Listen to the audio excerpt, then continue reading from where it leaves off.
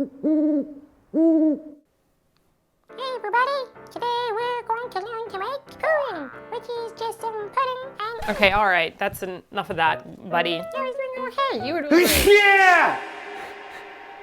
Sorry. You guys have no idea how long it's taken me to So get sorry. the energy to get I'm going. so Hey everybody, today we're going to make pudding. That's right, Pom Pom Purin. We're gonna make purin today, a word that I can't say. Purin is the Japanese word for like a beautiful creme caramel. They look a bit like this. You can literally buy this anywhere in Japan. It's from a convenience store. Okay, well, looks like it's gonna be good. Let's pop that in there. These purins are a bit too big. But we know what a purin tastes like. Kind of like the apple pie of Japan because it's so common. Let's just stop a second and take a look at this convenience store version, which sure looks all lovely and creamy, but what is this pathetic amount of caramel at the bottom? Now, shall we compare this to a homemade version? Ba-ding! Look at the amazing amount of caramel sauce that I have in my version. Not to mention, ante up, I have vanilla beans and I have vanilla extract and I'm using 2 different kinds of sugar. Ooh, this is gonna be such a good Martina's Midnight Munchies. Strap on in. What? I don't know. It's just been raining all week in Tokyo. It's rainy season. I'm tired. It's like day 3 of me trying to film this video, guys. Let's get started. That was Simon's recommendation to say that because I've just been staring blankly at the camera in exhaustion for the past, I've been making so many caramels. You know what, let's just get started. So first we're gonna get started with the caramel sauce. You're gonna need a heat-resistant glass container. These are little Purin cups that I got from Daiso in Japan. But this is just like a washed out jam jar. So I find these are just as good. You're gonna need a container that you can put them into because we're gonna be making a little water bath and steaming the puddings in the end. We're gonna need one of these with our sugars. Let's head over to the stove area. You gotta grease these little cups or things will never come out of them.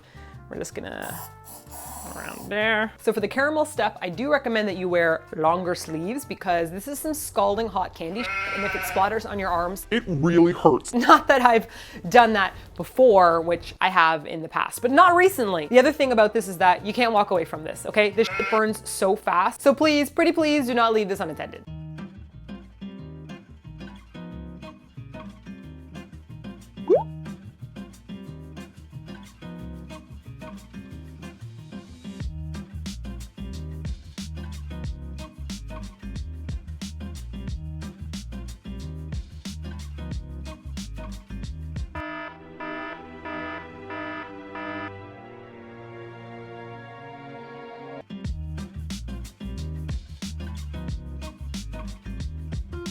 So there's actually 2 different ways of making caramel. There's one where we would just turn it on like this and we would let it basically caramelize and evaporate the water and that would be a very, very sticky, scary, Great British Bake Off kind of caramel. We're making a sauce. So we're gonna be adding a tablespoon of water to these 4 tablespoons of sugar and just not touching it because it needs to crystallize and it's gonna be evaporating water. If you stir it right away when it's cooking, then you kind of break up all that chemical reaction from happening. So we're just gonna add the water, we're gonna put it on medium-low, and we're gonna watch it. Oh yeah, starting to get nice and golden over there. Oh yeah, I can see it. Do you guys see it starting to get on the edges there? You can smell it, right? Mm-hmm. Okay, so I'm gonna take this now that it's starting to get a little burny and I'm just gonna give it a really gentle kind of like swirl. Just so that I can distribute the sugar evenly, but we still want it to evaporate and we still want those crystals to form. I'm gonna put this kettle on because we're gonna need around a tablespoon to a tablespoon and a half. Kevin Durant. Oh, Kevin Durant. Kevin Durant. Oh, it's so very posh Listen, of you. okay, I have a problem with eating lots of words in my life. So yes, I say Kevin Durant and half. Also, do you guys like my shirt? Toronto versus everybody? That's because The Toronto Raptors are the best team in the world. All the other year. team are losers. losers, other teams. Bye-bye. Oh yeah, gentle high five. Whenever you stop cooking this is the flavor you're getting. Simon and I really like that kind of deeper caramelly flavor. I'm gonna be adding a tablespoon of scalding hot water and I'm gonna be pouring it in with the pan away from me. It's going to splatter up a lot, so I'm gonna be using a long handled spoon. I'm adding the tablespoon of water and then I'm adding it in. It's really important or you will get really scalded. See what I mean? Whoa. Look at the fog going up everywhere in the house. Mm-hmm.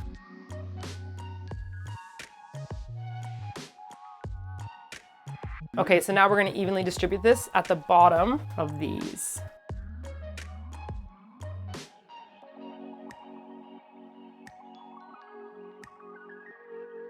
Welcome to the bonus video. I'm gonna make royal milk tea using the leftover sugar at the bottom. Ooh.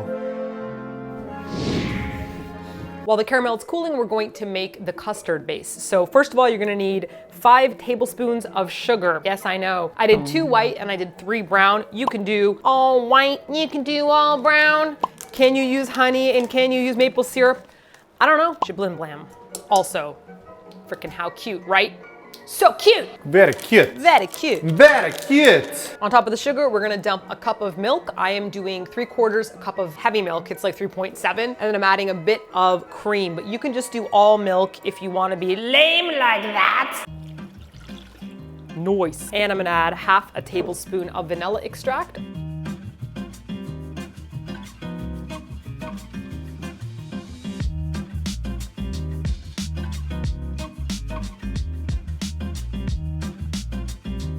But wait, before we put the milk on, we're gonna crack our eggs into a bowl and we're going to whisk them around, but we're not gonna make them so whisked that they're fluffy and airy, or else you'll get little air bubbles in your pudding and it won't look all thick and creamy. So you're trying to like delicately mix it all, but without adding any lift to it.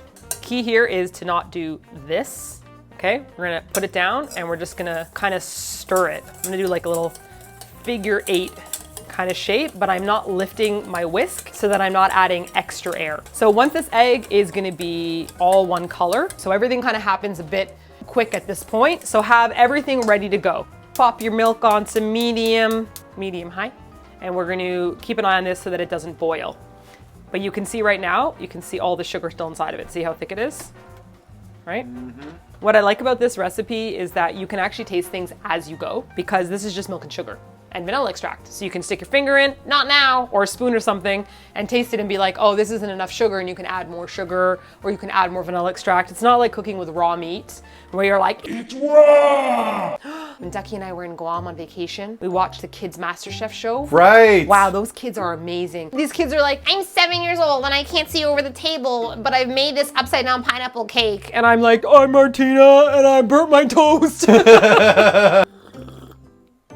Happy that I made this bonus video, royal milk tea. It's like a 30-second video.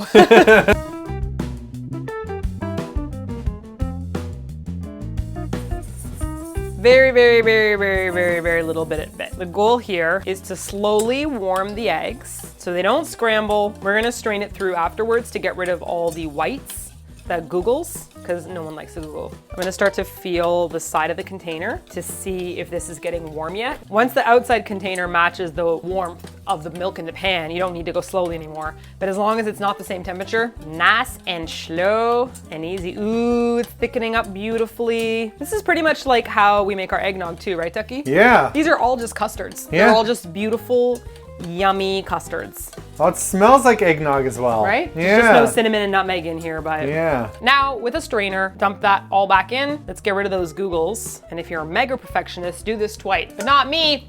That's enough. We got our little Purin containers. We're gonna pour them inside.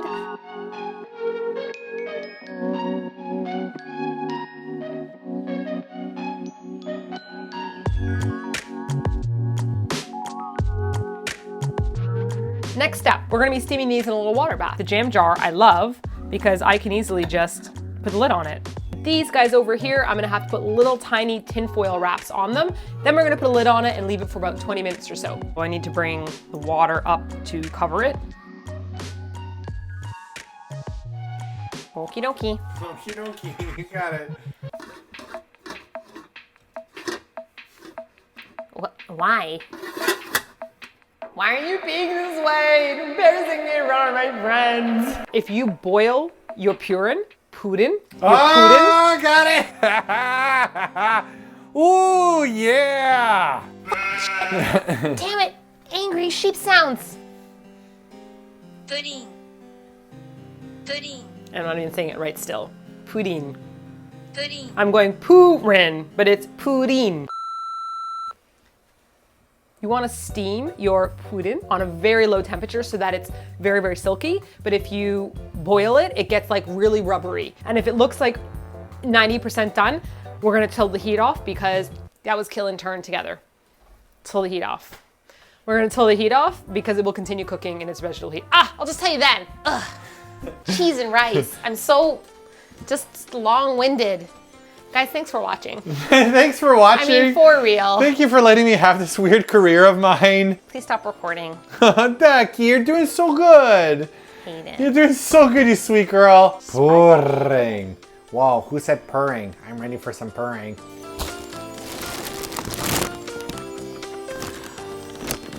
Oh yeah. Oh yeah, wake up kisses.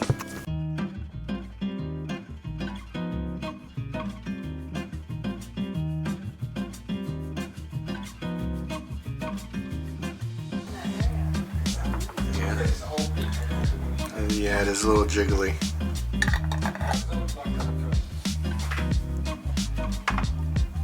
Once your puddings are cooked, if you shake them, they shouldn't be super jiggly. Cool it for about 15 minutes outside of the fridge and then pop them in the fridge for 3 to 5 hours or overnight. In the meantime, if you have a cat, make them a miniature purin by taking chicken puree, topping it with a piece of kibble, and it'll sure be super adorable trying to eat it. Oh, look at him struggle. Sweet boy. Oh my god, this is like the best day ever.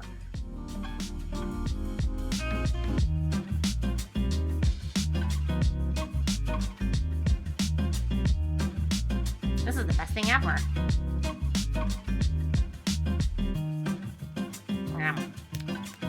Yeah, I need 4 more.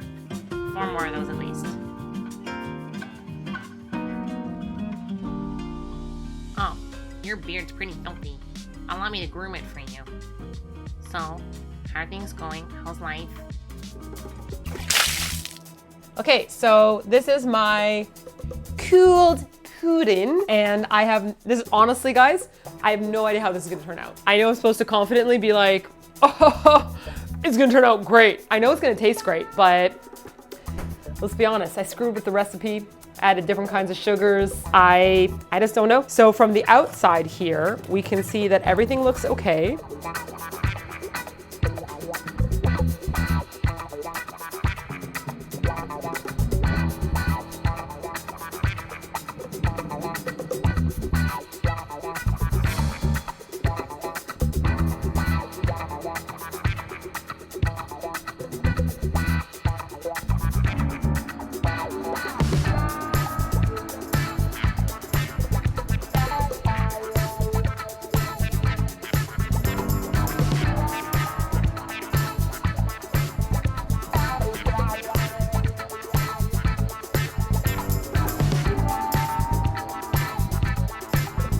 Hey. Hey. Hey, hey. Hey. Pretty perfect. Pretty dope. Girl, this is your first try. Oh my gosh, it looks really good, doesn't it? It really does, girl. Oh my gosh. Okay.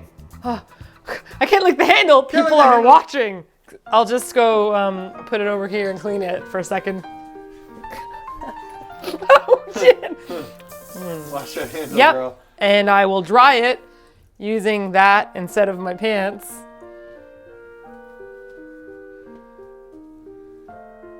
This looks pretty perfect if you ask me.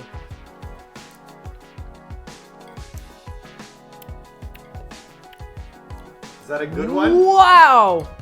Wow. Good job, Martina. Hey, good job, girl. Hey, I'm glad that the adjustments worked because adding in the brown sugar and the white sugar kind of adds like a little bit of a different depth to the taste. The texture is so silky. Can you see this? Wow. Wow, wow, wow. What are you doing? Putty me. Okay, hang on. Becky, putty me. Ducky. Oh, okay, no, I'll be polite. Wow, look at how it's stained right through there. The caramel.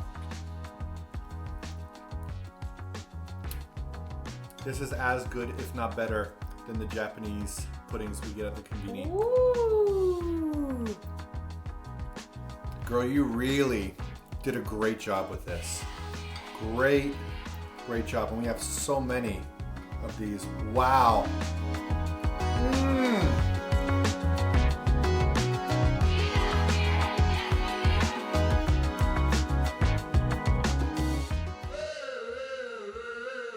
Hope you guys enjoyed my Purin video, forget it. If you would like the recipe, it's in the info box. And if you click over here, you can check out the bonus video with the royal milk tea, which is super simple to make.